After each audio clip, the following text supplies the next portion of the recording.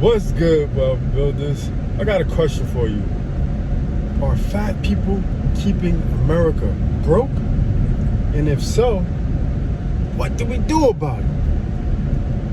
But before we get into all that, allow me to reintroduce myself. My name is Devon. Put in work, Burke, the wealth builder himself. And we talk about making more money, saving more money, building a better you and business. So go ahead, subscribe to the channel and like this video. So without further ado, let's get into the topic on hand. Are fat people keeping America broke? All right, so I was watching this video by All Things Real, one of my favorite YouTubers, one of my favorite YouTube channel, All Things Real. He's a real estate agent that pretty much talks about everything under the sun, everything that's going on, and he really had some good points the other day.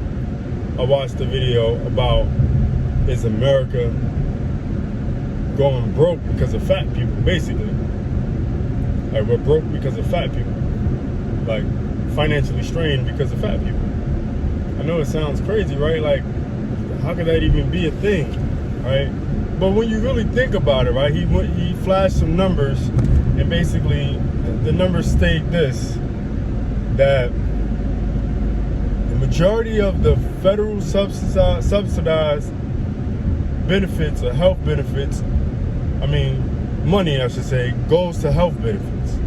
So the majority of the subsidized income that the feds have goes to health benefits.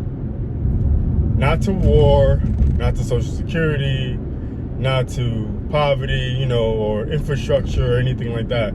The majority of what the federal budget is spent on is healthcare. That's a troubling thought when you really think about it, right? And the number one cause of death in America right now is not guns, not drugs, not violence. It's heart disease. Heart disease, type 2 diabetes, cancer. These are the top 3 killers in America right now.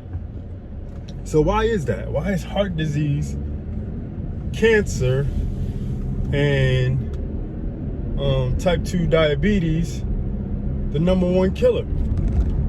It's because the foods we eat. And, the choices we make when we buy our food. Now, we could say, well,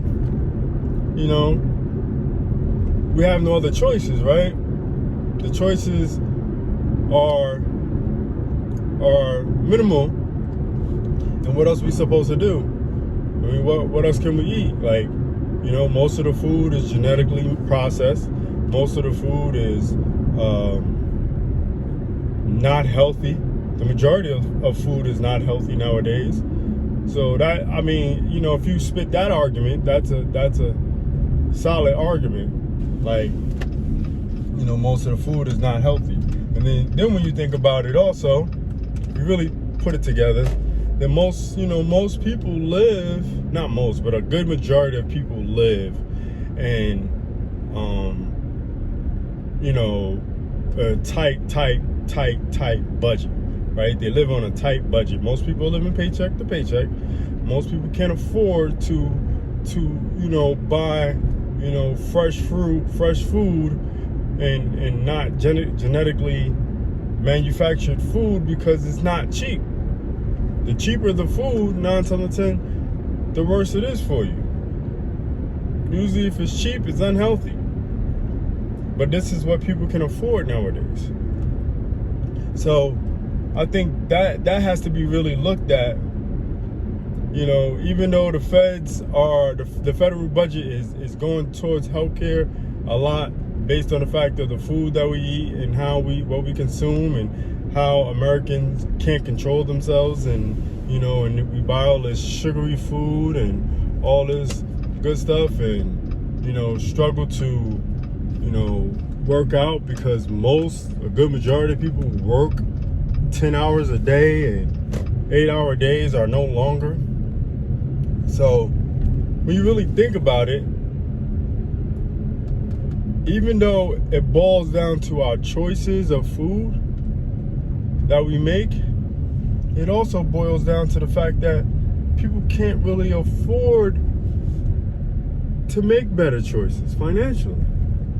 As crazy as it sounds, as kind of unconventional as it sounds, people really can't afford it. People are struggling to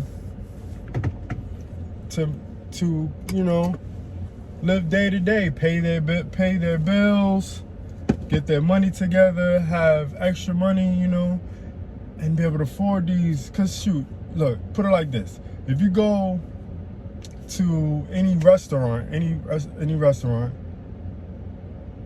or fast food joint, I should say, like Chick-fil-A, the salad costs more than the chicken sandwich meal, right?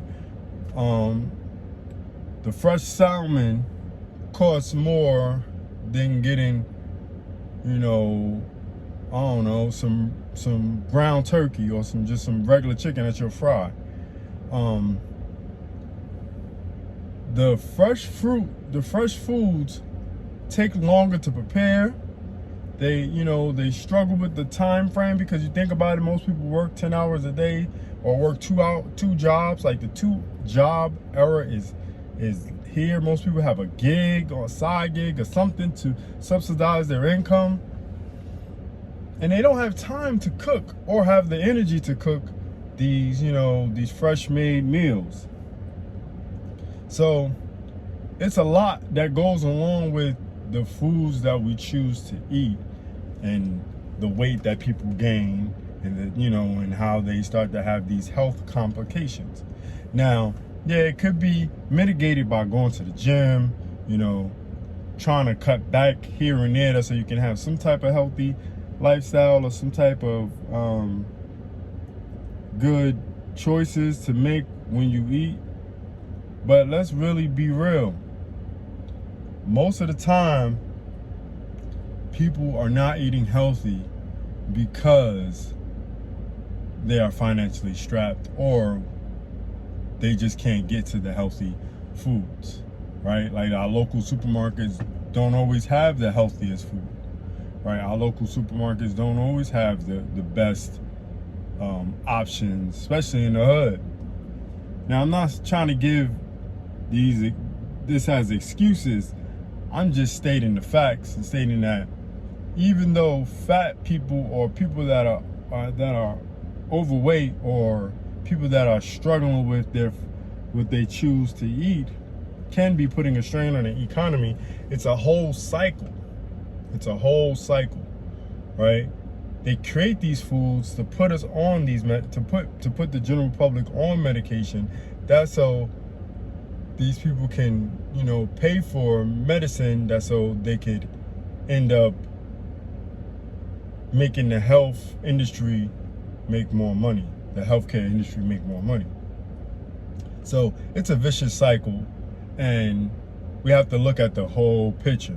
Now, my boy, All Things Real, definitely appreciate the video, and I definitely agree on most of the points that he made in there. But also, we have to take account into why people are choosing these foods, and we got to figure out how to help people make better choices. And I think it first starts with what kind of income we have, because the more money you make, the better choices you can make when it comes to your food, right? Your food, like most people say, your food gets better, it gets more healthier, because you can choose healthier food. Like you can go to a 5-star restaurant and eat some seared some baked salmon, or some asparagus, and some mashed potatoes and things of that nature, instead of going home and having a burger and fries, right? So yeah, it comes down to the choices, but it also comes down to the financial capability also. So with that being said, click the link below, Learn how you can make some income, some passive, some residual income. That's so you can create another income stream. That's so you can eat healthier, so you can pay for a gym membership to get to the gym. That's so you can, make better choices. Okay? So, thanks for watching. It's the man, it's the myth, the wealth builder himself, signing off for Are fat people keeping America broke? Do remember, wealth builders, make more, save more, build more. Peace.